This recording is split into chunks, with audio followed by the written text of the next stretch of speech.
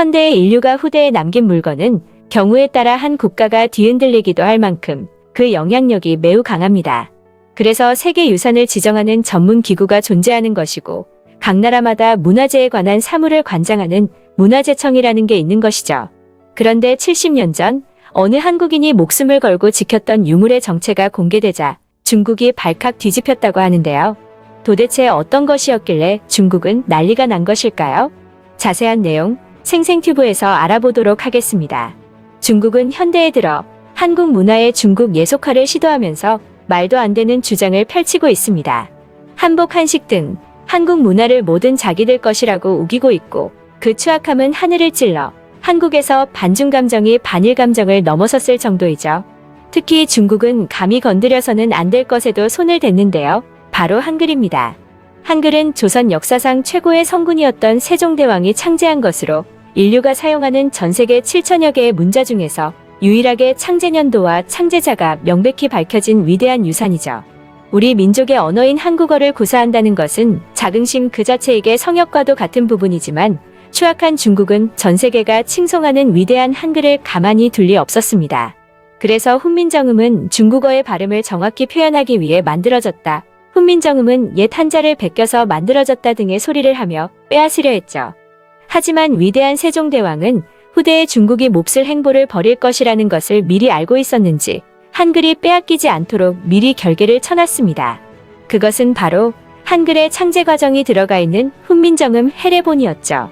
해례본이 발견되기 전까지는 한글의 창제에 대한 여러 가지 구구한 추측이 난무했지만 해례본이 발견됨으로써 한글이 어떤 원리를 바탕으로 해서 어떤 과정을 통해 만들어졌는가를 알 수 있게 됐습니다. 그런데 해례본이 발견될 당시 심각한 문제가 있었는데요. 해례본이 발견된 시기는 1940년으로 당시 일본은 한국의 문화를 말살시키려고 했다는 것입니다. 즉 한글의 창제 원리가 들어가 있는 해례본 역시 그 존재가 들키면 일본에 빼앗길 것이 분명했죠. 하지만 목숨을 걸고 해례본을 지킨 사람이 있었는데요. 그가 바로 문화지킴이라고 알려져 있는 간송 전영필입니다. 전영필은 문화지킴이라는 칭호 그대로 24살 때 양가의 엄청난 재산을 상속받아 하늘이 내린 백만장자가 되는데 그는 이 배경을 이용하여 막대한 양의 국보금 문화재를 지켰습니다.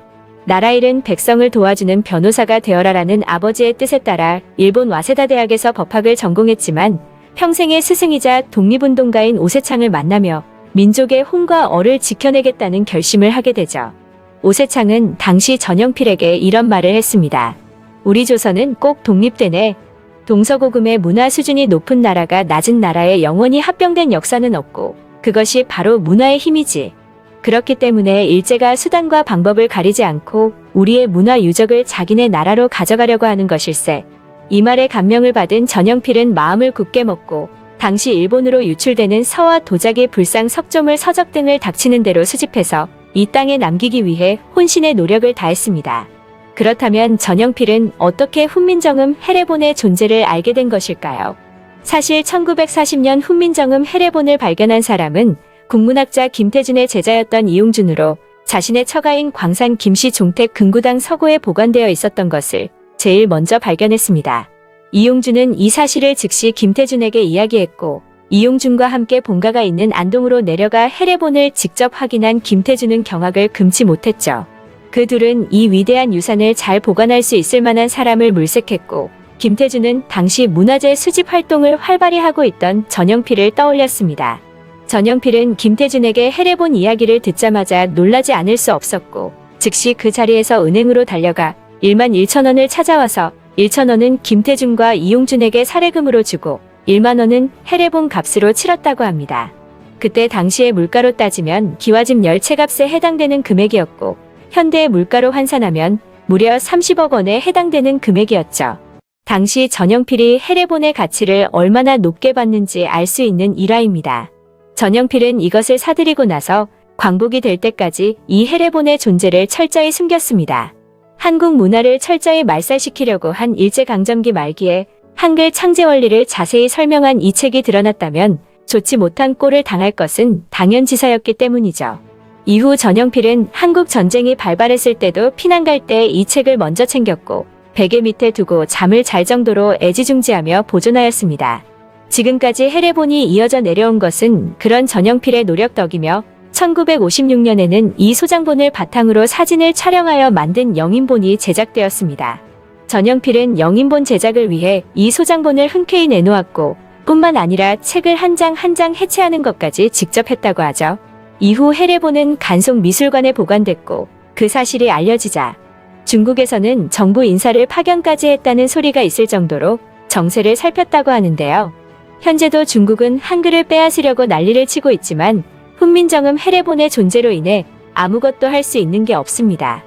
아무리 훈민정음은 중국의 문자를 통일하기 위해 만들었다. 한국어를 표기하는 것과는 아무 상관이 없다.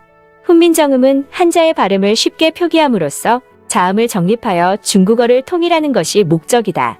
등의 헛소리를 해대며 발악을 해도 해례본이 국보 70호로 지정되고 유네스코 세계기록유산으로 지정된 이상 국제사회는 한국과 함께 중국의 추악함을 규탄할 뿐일 것입니다.